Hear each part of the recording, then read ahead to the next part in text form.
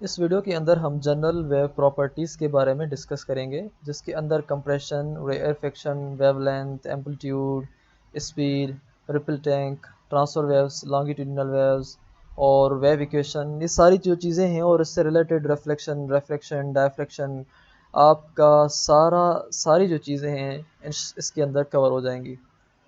अब जो वेव्स हैं, सबसे पहले अगर हम उनके हिसाब से देखें तो वेव क्या चीज़ है।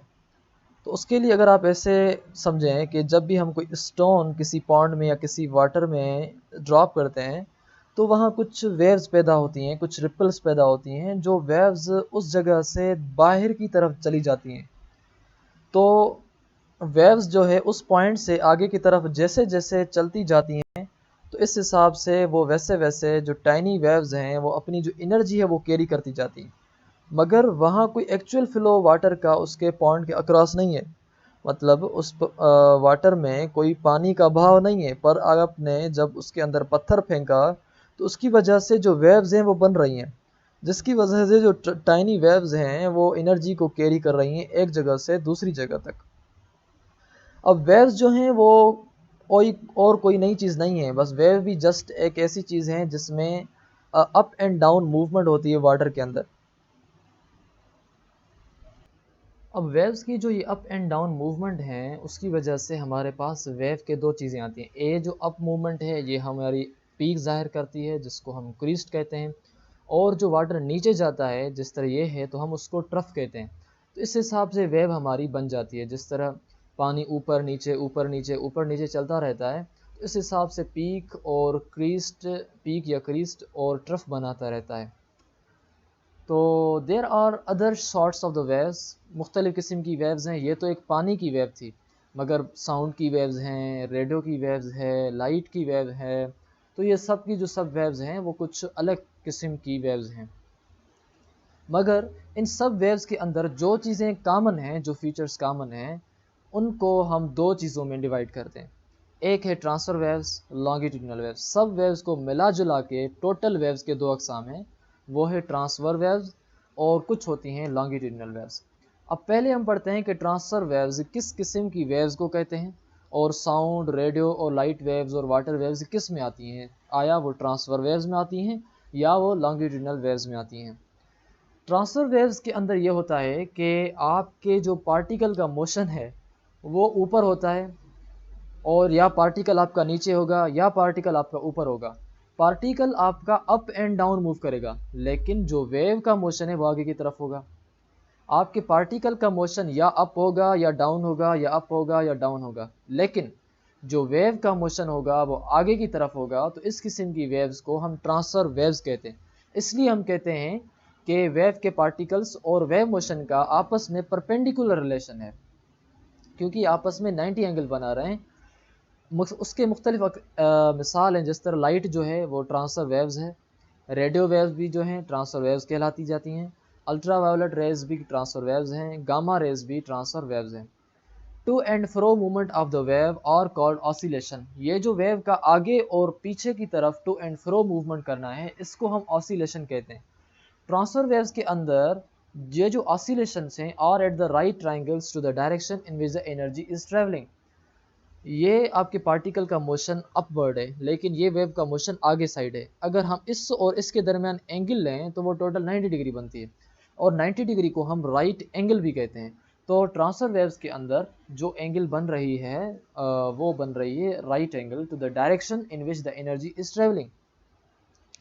ये ऑसिलेशन है और ये डायरेक्शन है। ऑसिलेशंस और डायरेक्शंस आपस में परपेंडिकुलर हैं, आपस में राइट एंगल बना रही हैं।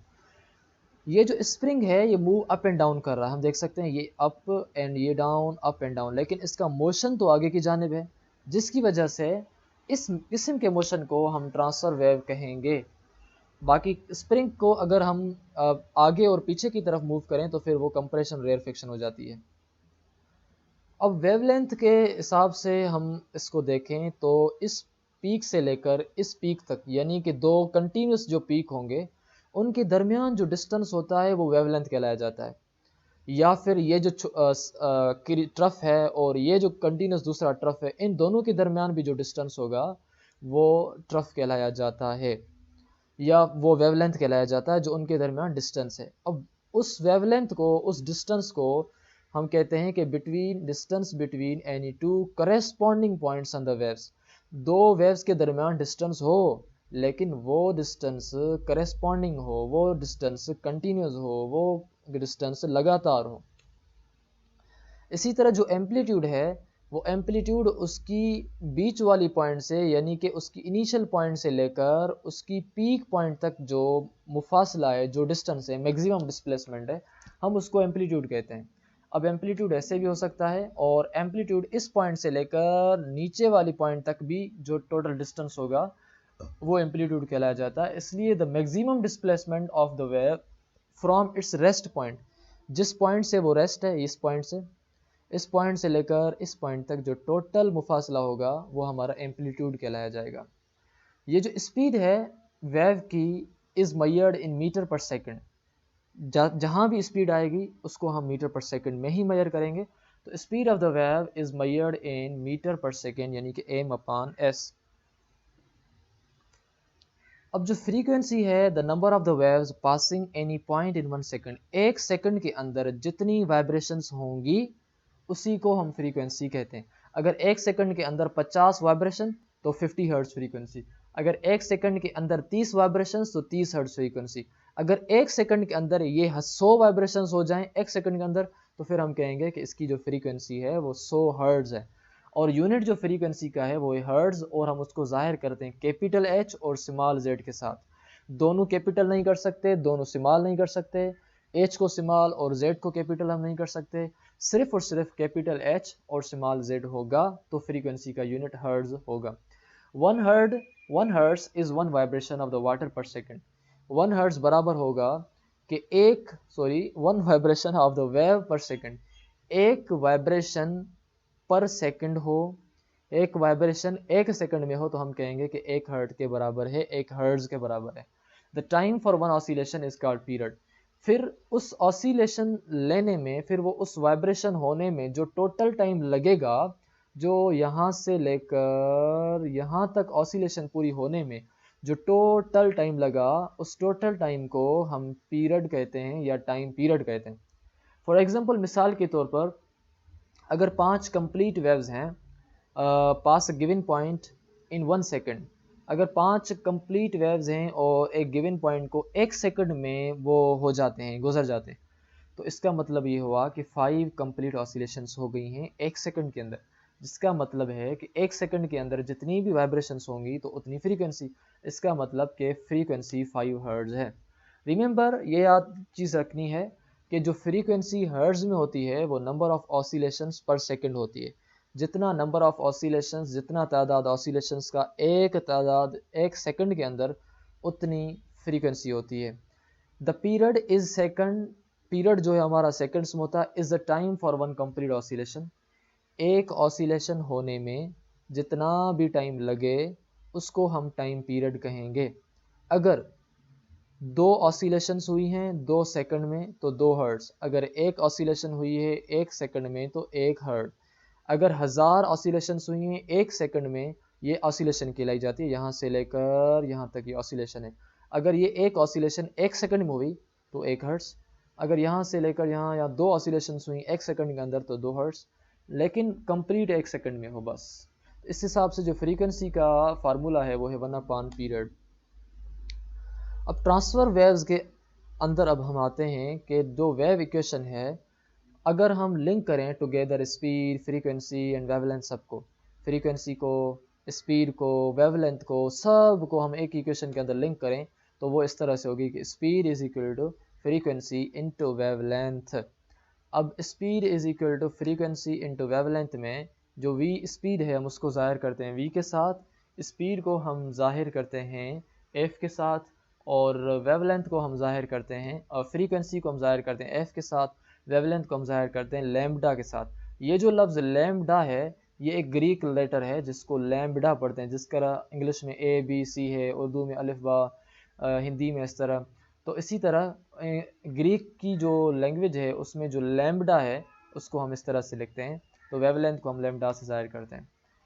जो v है, जो वेलोसिटी है, उसका यूनिट है मीटर अपॉन सेकंड, और जो फ्रीक्वेंसी का यूनिट है वो है हर्ट्ज, और लेमडा का जो यूनिट है वो है मीटर। तो मीटर अपॉन सेकंड को हम हर्ट्ज इंटू मीटर भी लिख सकते हैं। जो स्पीड की जो frequency wavelength, frequency into wavelength, ये फार्मूला आ गया। तो v is equal to f lambda हम पढ़ते हैं। मिसाल के तौर पर एक वेव है जिसको वेवलेंथ है 12 मीटर, और हमने अब उसकी कैलकुलेट करनी है स्पीड। अगर उसकी फ्रीक्वेंसी 20 हर्ट्ज़ है तो अब हमें एक फ्रीक्वेंसी मिली हुई है 20 हर्ट्ज़, और एक हमें मिली हुई है वेवलेंथ 12 मीटर। वेवलेंथ की जगह हमने वेवलेंथ 12 लिखा, फ्रीक्वेंसी की जगह हमने फ्रीक्वेंसी 20 लिखा, बाकी जो बची हमारे पास v। तो v इज इक्वल टू 20 को हमने मल्टीप्लाई किया जब 12 के साथ, तो हमें मिला जवाब 240। तो वेलोसिटी जिस स्पीड से ये वेव जा रही है वो स्पीड थी 240 मीटर पर सेकंड। मतलब ये कि 240 मीटर एक सेकंड के अंदर वो ट्रेवल कर रही थी।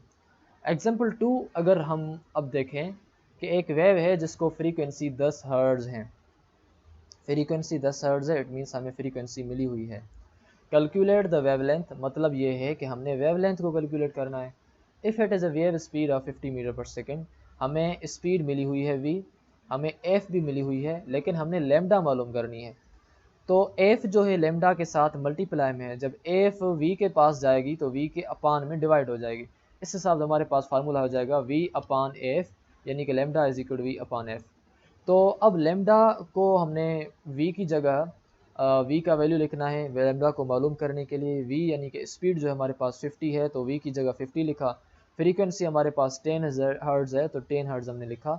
तो अब ये जो लेमडा है वो 5 मीटर, इसका मतलब ये हुआ कि वो वेव जिसकी स्पीड 50 मीटर पर सेकंड है और जिसकी फ्रीक्वेंसी 10 हर्ट्ज़ है, उसकी वेवलेंथ 5 मीटर होगी। एनी हाउ, ये जो सारी चीज़ें आपस में इंटर कन्वर्टेबल हैं। अगर वेलोसिटी मिली हुई हो तो आप फ्रीक्वेंसी और वेवलेंथ की मदद से वेलोसिटी मालूम कर सकते हैं, वेलोसिटी और फ्रीक्वेंसी की मदद से वेवलेंथ मालूम कर सकते हैं, वेवलेंथ और वेलोसिटी की मदद से हम फ्रीक्वेंसी मालूम कर सकते हैं। ये जो ट्रायंगल है आपस में इंटर कन्वर्टेबल है, हम चेंज कर सकते हैं इसको।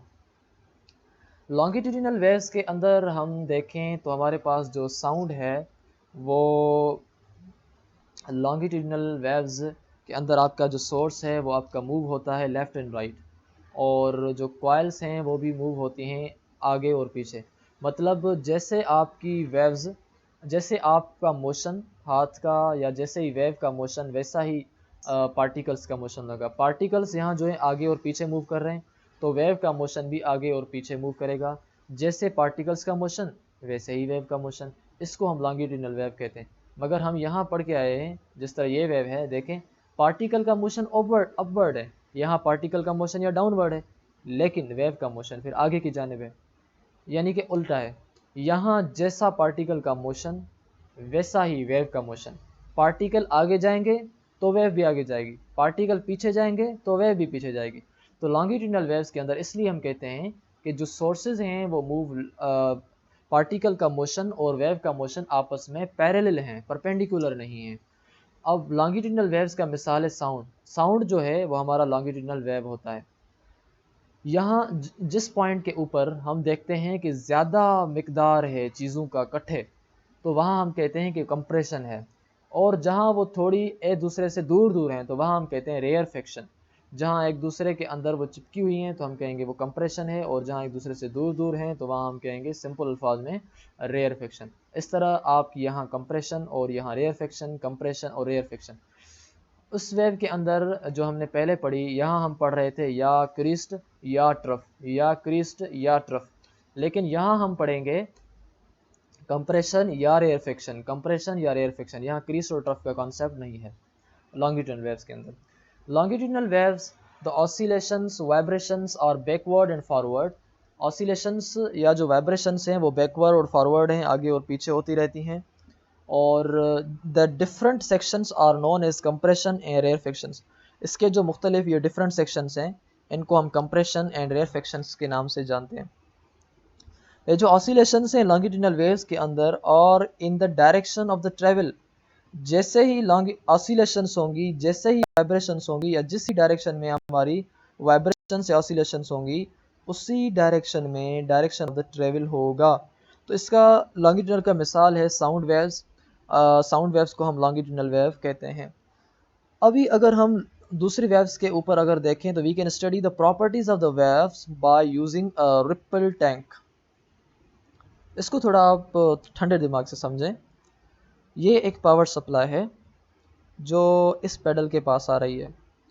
पावर सप्लाई इस मोटर को रोटेट करेगी तो ये पेडल आगे और पीछे होगा, यानी कि टू एंड फ्रो मूव करेगा। इस शैलो टैंक ऑफ वाटर के अंदर पानी भरा हुआ है। ये शैलो टैंक है वाटर की, जिसके ऊपर पानी भरा हुआ है। यानी शैलो का मतलब है थोड़ा सरफेस, सतह पे, इतना नहीं है कि बस जैसे बड़े तालाब में होता है। मतलब ये है कि शैलो वाटर टैंक है, उसके अंदर ये पानी है। उसके नीचे हमने ऊपर उसके बल्ब लगाया है ताकि जो भी पैटर्न्स इसके अंदर बने वो हमारे नीचे इस स्क्रीन पर दिखाई दें। तो वेव पैटर्न्स जो हमें दिखाई देंगे जब हम पानी को हिलाएंगे तो यहाँ दिखाई देंगे। अब क्या होगा कि हमने जब इसके अंदर पानी रखा और इस ऑसिलेशन पेडल को हमने यहाँ से ऑन करना है। जैसे ही हम ऑन करेंगे तो ये आगे पीछे मूव होगा। आगे पीछे मूव होने की वजह से ये पानी के अंदर लहरें बनेंगी। पानी के अंदर जो लहरें बनेंगी तो ऊपर से जो रोशनी है वो नीचे आएगी, तो यहाँ पे गिलास के अंदर ये लकीरें ज़ाहिर होंगी जो हमें वेव पैटर्न बनाएंगी। तो ये पैटर्न हमें दिखाई देगा। इस पॉइंट पर आगे हम चलते हैं। पेडल जो है वाइब्रेट होगा तो प्रोड्यूस होंगी वेव्स। वेव्स प्रोड्यूस ये हो रही हैं, ये वेव फ्रंट्स कहलाई जाती हैं। जो भी वेव्स आप अगर सामने से देखें तो वेव्स आ रही हैं ना, तो अगर आप वेव्स की शक्ल देखें, वेव्स का मुंह देखें, वेव्स का फेस देखें, फ्रंट देखें, तो हम उसको फिर कहते हैं वेव फ्रंट, क्योंकि वो वेव फ्रंट्स हैं, वेव का वो चेहरा है। उसके बाद जैसे ही वेव फ्रंट्स आगे की जाने मूव होंगी तो ripple tank produces water waves that can be reflected. Ripple tank के अंदर जो वेव्स होंगी वो रिफ्लेक्टेड भी होंगी, रिफ्रैक्टेड भी होंगी और डायफ्रैक्ट भी होंगी। रिफ्लेक्टेड ऐसे होंगी कि अगर आपका plane barrier is put in the way then the waves are reflected. अगर इस प्लेन में यानी कि इस वाटर के अंदर हम कोई चीज़ डाल दें, हम कोई चीज़ रख दें, तो जाहिर बात है ये जो प्लेन वेव्स हैं लग के पीछे जाएंगी, और कोई भी चीज़ लग के पीछे वापस जाए तो हम इसको कहते हैं रेफ्लेक्ट। और रेफ्लेक्ट हम दूसरे वीडियो के अंदर पढ़ेंगे कि वहाँ बाउंसिंग बैक होती है, उसका हम थोड़ा इंट्रोडक्शन ज़रूर पढ़ेंगे दूसरे वीडियो के अंदर। अब अगर रेफ्रेक्ट होगा तो इस तरह से होगा, if a block is submerged in the tank then the waves are reflected. अगर हम एक दूसरा वेव ब्लॉक सबमर्ज करते हैं वाटर टैंक के अंदर, फिर क्या होगा कि जो वेव्स हैं वो रेफ्रेक्ट होंगी। अगर ब्लॉक मेक करता है water more shallow which slows the waves down. Block make water को जो है, अगर हमने देखें यहाँ पानी पड़ा है, अगर इस पानी के अंदर हम कोई एक और चीज़ रख दें नीचे पानी के अंदर, तो जाहिर बात है पानी थोड़ा ऊपर आ जाएगा, पानी थोड़ा ज़्यादा शेलो हो जाएगा। शेलो होने की वजह से जो वेव्स हैं वो कुछ स्लो डाउन हो जाएंगी। अब वेव्स यहाँ ज़्यादा और यहाँ स्लो, यहाँ ज़्यादा यहाँ स्लो, और जैसे वो ख़त्म होता है बढ़ गई। तो ये चीज़ बताती है कि यहाँ रेफ्रैक्शन हुई है। अब रेफ्रैक्शन में भी तो यही होता है ना कि एक मीडियम से जो चीज़ आती है तो जैसे ही दूसरे मीडियम में वो जाती है तो वहाँ उसकी फ्रीक्वेंसी चेंज हो जाती है। इसी तरह वेव्स यहाँ से आ रही हैं, लेकिन जैसे ही इस तख्ते के ऊपर या जैसे ही इस ब्लॉक के ऊपर वो वेव्स ऊपर चढ़ती हैं तो वो वेव्स छोटी हो जाती हैं। अब वेव्स बड़ी छोटी क्यों हो गई? क्योंकि यहाँ रेफ्रैक्शन हुआ। तो इस चीज़ को हम रेफ्रैक्शन कहते हैं। If there is a gap in the barrier, अगर ये जो आपका बैरियर है इसमें एक गैप है, तो जो आपकी वेव्स हैं वे refracted if the gap is smaller than the wavelength of the waves. तो आपकी जो वेव्स हैं वो फिर रिफ्लेक्ट होंगी। अगर if there is a gap in the barrier then the waves will be refracted. If the gap is smaller then the wavelength of the waves. अगर gap जो है वेव्स की वेवलेंथ से बिल्कुल सिमिलर है, वेवलेंथ की वेव्स की जो वेवलेंथ है उनकी वेवलेंथ से ये गैप जो है छोटी होनी चाहिए।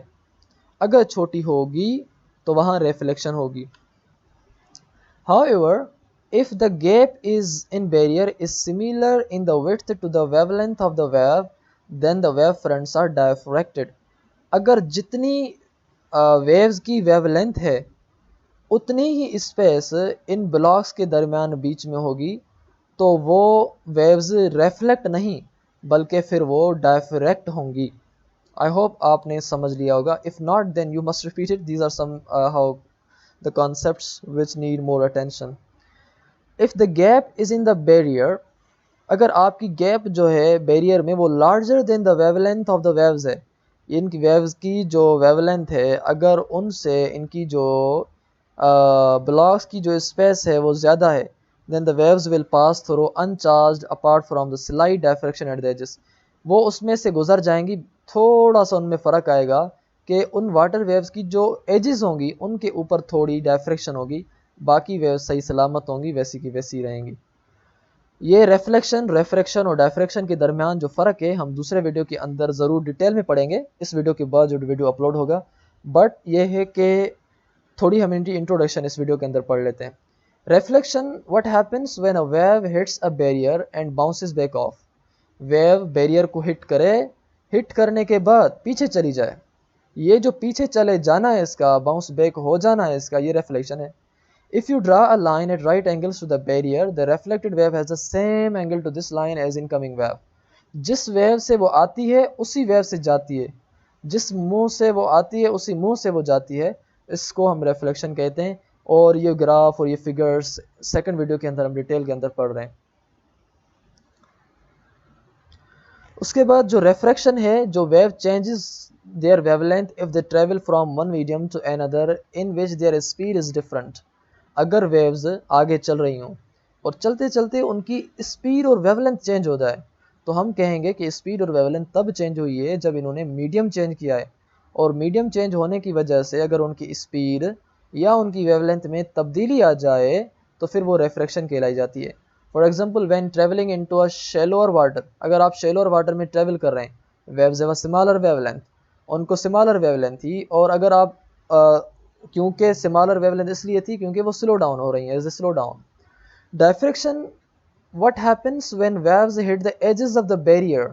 जब भी किसी बैरियर में, किसी भी रुकावट की एजेस के अंदर, एजेस अगर हिट करती हैं वेव्स की, तो एजेस अगर वेव्स की सिर्फ इधर उधर हो जाएं, थोड़ी टेढ़ी मोड़ी हो जाएं, तो फिर वो डायफ्रैक्शन. अगर पूरी टेढ़ी हो जाए तो रिफ्लेक्शन, अगर एजेस टेढ़ी हो तो डायफ्रैक्शन, अगर उसमें से गुजर जाए, गुजरने के बाद मुझसे थोड़ी तब्दीली आ जाए तो refraction. They bend a little and spread into the region beyond the barrier. Diffraction में के अंदर वो बेंड तो होती हैं लेकिन थोड़ा बेंड होती हैं, फिर उसके बाद वो बैरियर के बाद वो स्प्रेड हो जाती हैं. In the next video we will discuss reflection, refraction, dispersion, diffraction, all these things in a very detailed manner. And I hope you have liked this video, and Sam, you will watch the next video too.